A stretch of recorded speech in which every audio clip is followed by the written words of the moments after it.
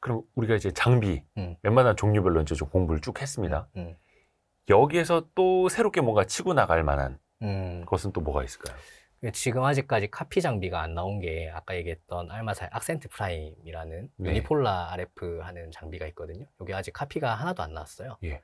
요게 만약에 카피 장비가 나오면은 투자를 진행을 해야 되거든요. 이게 카피 장비가 어디에서 나오면요? 한국에서? 한국에서 나오면요. 근데 이게 아직까지 나오지를 않았어요. 아까 그 액센트 프라임, 네, 악센트 프라임. 예.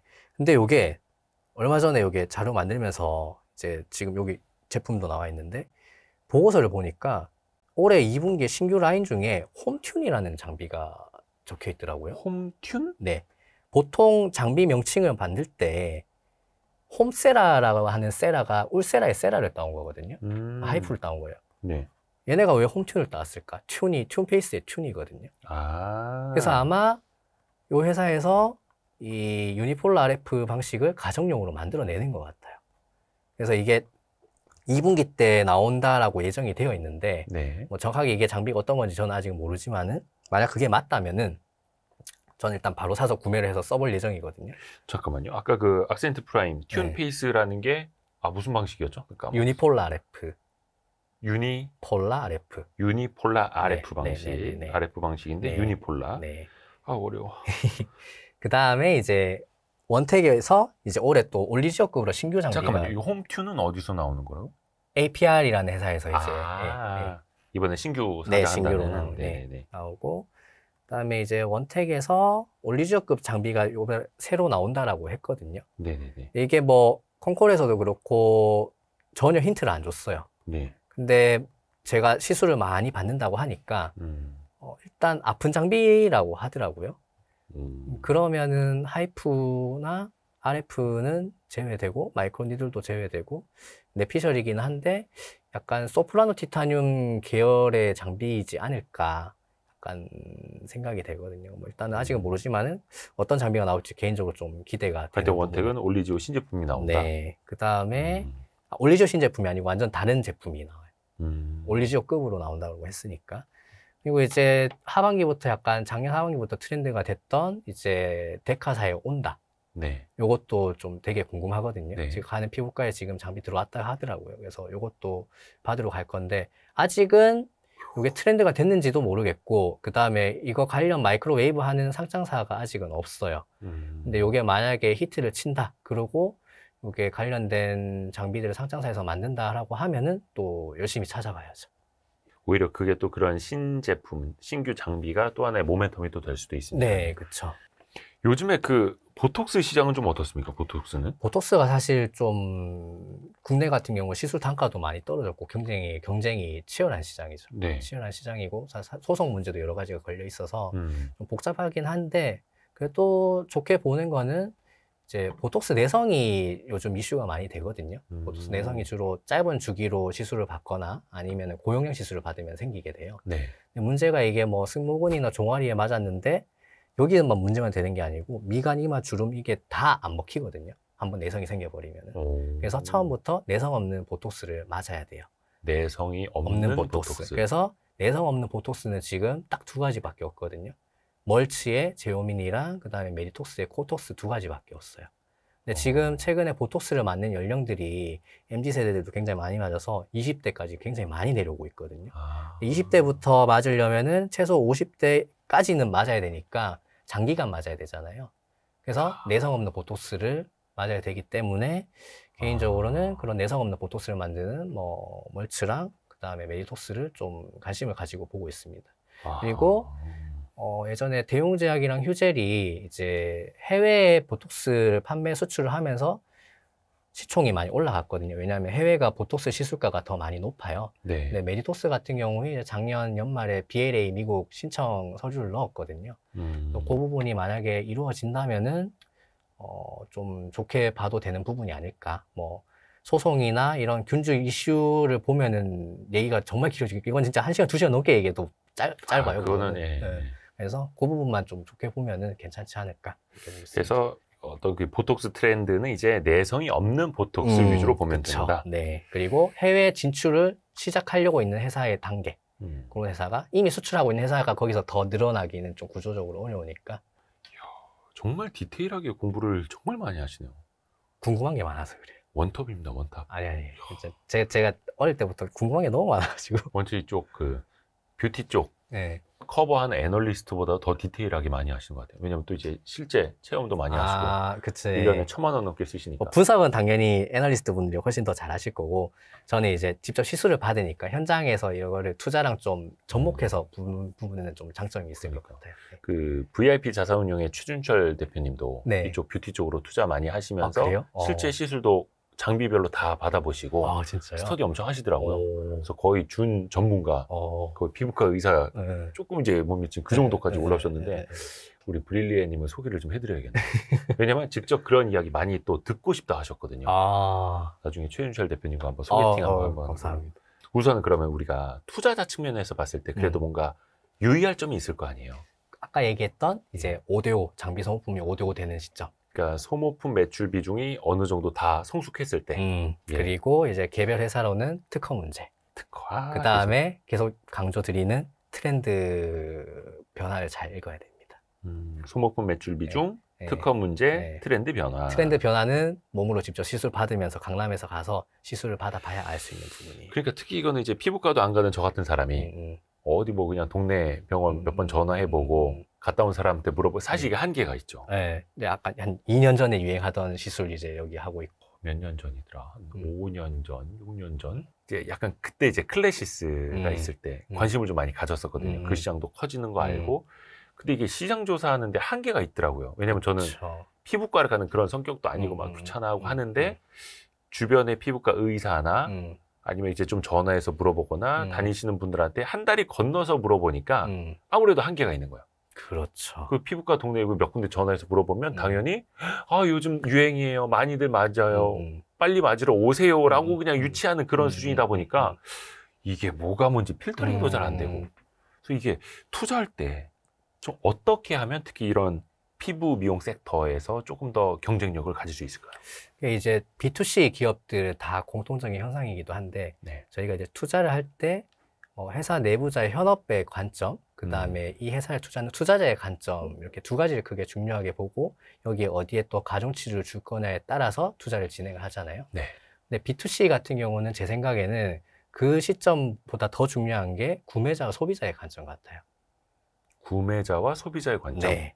그러니까 이제 B2C 투자를 할 때 가장 핵심은 기업의 뭐 사업 보고서 보고 뭐 리포트 보고 분석만 할 게 아니라 무조건 직접 사서 써보고 체험을 해봐야 된다라고 생각을 하거든요. 왜냐면은 제품을 이거를 내가 사서 지속적으로 쓸 거냐 말 거냐 유무는 회사 내부자가 현업에 있는 사람이 판단하는 것도 아니고 투자자가 판단하는 것도 아니에요. 내 돈 주고 사고 사는 소비자가 결정하는 부분이거든요. 이거를 결국에는 알아야 되잖아요. 이제 특정 B2C 기업에 대해서 이제 뭐 비관적이나 부정적인 분들이 보면은 뭐 이게 회사가 비싸다, 싸다 이거의 문제가 아니라 대부분 이제 직접 사용 안 해보신 분들이에요. 보면은. 지금 제가 장담하건데 우리 브릴리에님보다 분석 더 많이 했고 피부과 더 많이 다니신다는 분 계시면 연락 주십시오. 연락 주십시오. 그래서 이제 그런 분들이 이제 약간 색안경을 낀 상태로 이제 분석을 해서 이걸 누가 쓰냐 안 쓴다 약간 이렇게 얘기를 하는 경우들이 있거든요. 뭐 스터디나 이런 걸 들어보면은. 근데 뭐 제가 봤을 때는 아까도 얘기했지만 항상 긍정적이고 밝은 거에 초점을 맞추려고 하는데 인생 살아가는데 새롭고 좋은 것만 경험하기에도 굉장히 좀 짧다라고 저는 생각을 하거든요. 그래서 그런 분들의 이제 비관적인 부정적인 좀 휩쓸려 가지고 그런데 좀 활력을 낭비하거나 아니면은 뭐 그런 분들 때문에 저는 이제 정신적으로나 물리적으로나 그런 분들 좀 최대한 좀 멀리 하려고 노력을 많이 하는 편이거든요. 약간 부정적인 사람들. 제가 그래서 그런 노력을 많이 하고 그런 분들에 이제 휘말려 가지고 뭐 괜찮은 기업들을 좀 투자를 못 하는 것만큼 좀 아까운 게 없는 것 같아요. 괜히 막 노이즈까지는 아닌데 그 얘기를 들었으면 그러면은 내가 판단해서 내가 사서 써보고 그때 나서 이제 내가 봐도 아니다 그러면은 안 해도 되는데 본인이 판단. 그냥 이제 어떤 분이 그거 안 된다라고 해서 안 써본 분인데 그렇게 하면은 좀 기회를 많이 놓치는 부분이 있지 않을까 싶어요. 근데 현실적으로 이 많은 장비들과 그리고 피부과에 막 1,000만 원씩 쓰고 이게 참 쉽진 않죠. 근데 이게 돈을 버는 방식에 있어서 이게 장점이 된다면은 해야죠. 이게 이제 투자에서 결국에는 사람들이 초과 수익을 원하는 게 엣지가 있어야 된다라는 부분인 거잖아요. 네. 근데 이제 뭐 다들 요즘 텔레 채널도 많이 보시고 블로그도 많이 하고 스터디도 많이 하고 뭐 수출 데이터 다 따서 보고 그다음에 구글이나 네이버 트렌드 추이 다 보고 뭐 SNS 팔로우 해가지고 이런 거 어떤 걸 다 보죠. 근데 이거 솔직히 얘기해서 투자 1, 2년 이상 한 분들 다 똑같이 하는 부분이거든요. 남들과 똑같이 하는데 내가 거기서 엣지를 가질 수 있다라고 자신하기에는 굉장히 좀 어려운 부분이 있다고 봐요. 그리고 앞에 방법들은 다소 후행적인 게 있어요. 그러니까 B2C 제품 중에 지속성이 없는 제품이라면은 거기서 이제 트렌드가 올라오고 했을 때는 자칫하면은 내가 고점에 물릴 수 있는 리스크가 있거든요. 그쵸. 예. 그래서 그거를 좀 더 빨리 하려면 내가 직접 몸으로 가서 써보고 체험을 해봐야지 좀 알 수가 있는 부분이 있어요. 그래서 피부 미용 시술 같은 경우도 시술을 여러 번 받아보면은 요 시술은 될 것 같다, 안 될 것 같다, 감이 와요. 솔직히 어느 정도. 요거는 받아야겠다, 안 받아야겠다. 그리고 이거를 지속적으로 받을 것이냐, 안 받을 것이냐. 그리고 어떤 계절 시즌에 받을 것이냐라는 감이 오거든요. 결국에는 내가 직접 몸으로 가서 시술을 해보는 게 결국에는 피부 미용 섹터에 있어서는 남들이 가지지 못하는 엣지가 되는 거죠. 솔직히 얘기해서 피부 미용 시술 투자하시는 분들 중에 뭐 남자분들이 많잖아요. 투자자들은. 그렇죠. 이제 네. 주식 투자 인구 네. 자체가 네. 남자분들이 많으니까. 근데 그분들이 피부과 시술 가서 시술 받으시는 비율이 아, 제가 봤을 때는 별로 100명 없죠. 중에 5명 될까요? 네, 그래서 거기서 오는 괴리감을 잘 이용을 해야 되는 것 같아요. 그리고 여성분들 시술 많이 받으시잖아요. 네. 이분들도 시술만 받으시는 것보다 이제 내가 받는 시술하는 장비 회사에 투자를 하는 것도 어떻게 보면 굉장히 또 좋은 기회가 될 수 있죠. 뭐 B2C 기업의 공통적인 특징인데 내가 투자한 기업에 내 돈을 써서 그 회사의 제품을 소비를 해주면은 그 회사의 EPS 성장에도 내가 기여를 하는 거죠. 그렇죠, 그렇죠. 그리고 아까도 처음에 얘기 드렸지만은 피부 미용 기업에 제가 투자해서 돈을 버니까 그 돈으로 피부과에서 시술을 받으니까 제 입장에서는 그냥 돈을 쓰는 게 아니고 약간 좀 공짜로 받는 그런 느낌이 나요. 기분이 더 좋아요. 그러니까 사실 제 경제적인 수준에 대비해서 아까 얘기했던 뭐 피부과 시술이라든지 아니면은 영양제라든지 화장품도 제가 보니까 한 1년에 한 150, 200만 원 정도씩 사더라고요. 테스트 해보면서 사니까. 그런 것들이 제 기준에서는 사실 어떻게 보면 굉장히 과소비거든요.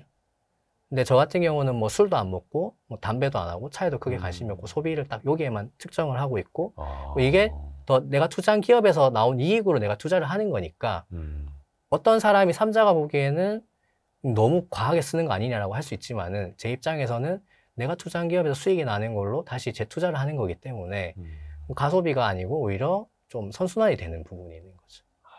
아, 그렇게 예쁜 피부로 오늘 보여드렸어야 되는데, 아, 마스크를 뭐 쓰고 계셔. 이마만 해도 뭐. 이마만, 예. 네. 움직이지 않는 미간. 무표정 AI 설명서를. 예. 눈만 깜빡깜빡거리는. 네. 그런데 많은 투자자분들이 그 수출 데이터, 아니면 이제 블로그 리뷰, 아니면 뭐 구글이나 네이버 트렌드 이런 거 보지 않습니까? 근데 블로그도 보면은 물론 내돈내산이라고는 합니다만 이게 또 주관적이어서 이거 가지고 내가 큰 돈 투자하는데 판단해도 되나 싶기도 한데 결국은 직접 해봐라. 봐야 된다. 직접 해봐라. 그래서 혹시나 또 이게 우리 손잡고 피부과 가서 누워 계실 분이나 아니면 저희 이제 Y스트릿을 좀 후원해 주실 피부과 원장님들 계시면 손 들어주세요. 예. 그래서 이제 성형이 사실 뭔가 드라마틱하게 내 얼굴을 바꾸는 부분이잖아요. 네네네. 근데 피부 미용 시술 같은 경우는 내가 드라마틱하게 바뀐다기보다는 내가 가지고 있는 최고의 모습을 보여줄 수 있게 해주는 방법이거든요. 그리고 지금 현재 나의 모습을 5년이 지난, 10년이 지난 뒤에 어느 정도 유지를 할 수 있게 해주는 게 목표인 거예요. 네. 그래서 뭐 관심이 없으셨던 분들도 시술 받고 나면은 자기 만족도도 많이 올라가고 그 다음에 이게 만족도가 올라가니까 기분이 좋잖아요. 사람이 또 감정의 동물인데 기분 좋으니까 또 관련 기업들도 좀 투자를 해보시고 투자를 해서 수익이 나면은 뭐 더 좋겠죠. 수익 나면 또 저처럼 그 수익 난 걸로 시술도 또 열심히 받을 수 있고 그랬으면 좀 좋겠어요. 그리고 이런 것들이 계속 선순환이 돼서 국가적으로도 지금 아직까지는 저희 국내에 뭐 솔타 메디칼이라든지 뭐 이스라엘의 알마라든지 멀츠라든지 뭐 인모드 같은 글로벌한 기업이 아직은 없거든요. 솔직하게 얘기해서.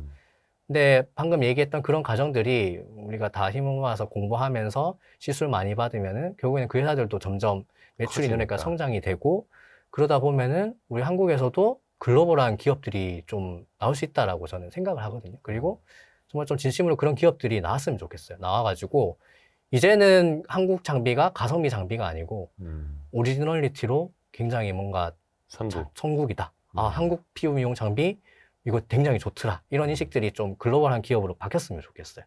네. 그죠. 뭐 따지고 보면 클래시스도 이제 뭐 2조 원대 이제 시총이 거의 3조 원에 육박하고 있고 엄청나게 그쵸. 성장을 네. 했고, 물론 이제 저희가 피부 미용 관련주 뭐 투자를 장려하거나 뭐 특정 주식을 추천하기 이런 거 아니었고요. 이제 저희가 어떻게 보면 이제 기초 세미나처럼 이제 스터디를 해보는 시간이었습니다. 해서 나중에 저희가 기회가 되면 저희 YG 클럽이라고 세미나 하는 그런 플랫폼에도 한번 또 브릴리에님을 모실 수 있으면 좋겠고, 아유, 우리 멀리서 와주신 브릴리에님 너무 감사드립니다. 아, 감사합니다. 고맙습니다. 네. 아유, 감사합니다. 고생하셨습니다.